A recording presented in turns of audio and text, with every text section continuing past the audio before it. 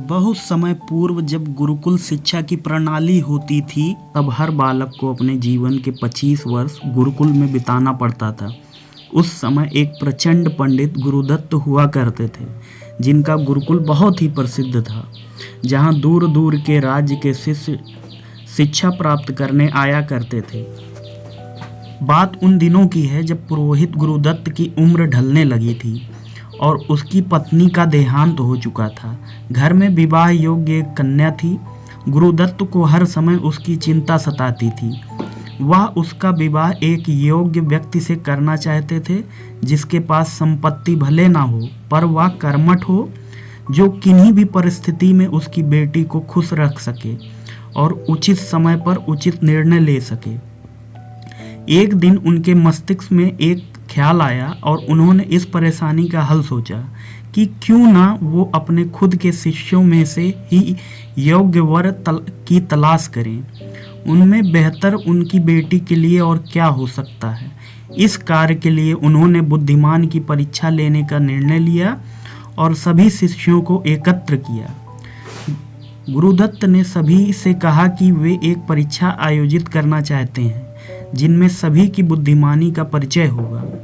उन्होंने सभी से कहा कि उन्हें अपनी पुत्री के विवाह की चिंता है, जिसके लिए उनके पास पर्याप्त धन नहीं है। इसलिए वे चाहते हैं कि उनके शिष्य विवाह में लगने वाली सभी सामग्री कैसे भी एकत्र करें, भले उसके लिए उन्हें चोरी का रास्ता चुनना पड़े, लेकिन उन्हें चोरी करता कोई भी देख ना सके।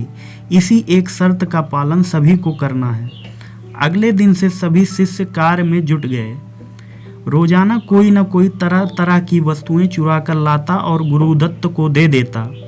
गुरुदत्त उन्हें एक विशेष स्थान पर रख देते, क्योंकि परीक्षा के बाद यह सभी वस्तुएं उनके मालिक को वापस करना जरूरी था, क्योंकि वे अपने शिष्यों को सही ज्ञान देना चाहते थे।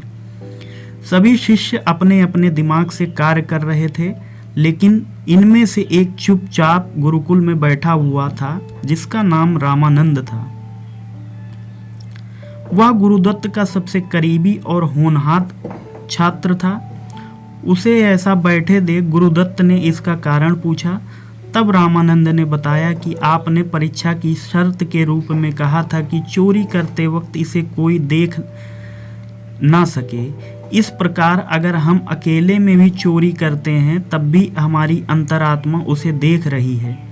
हम खुद से उसे छिपा नहीं सकते।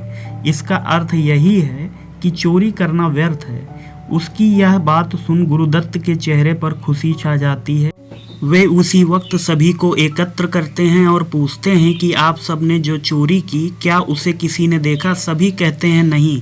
तब गुरुदत्त कहते हैं कि क्या आप अपने अंतर्मन से भी इस चोरी को छिपा सके?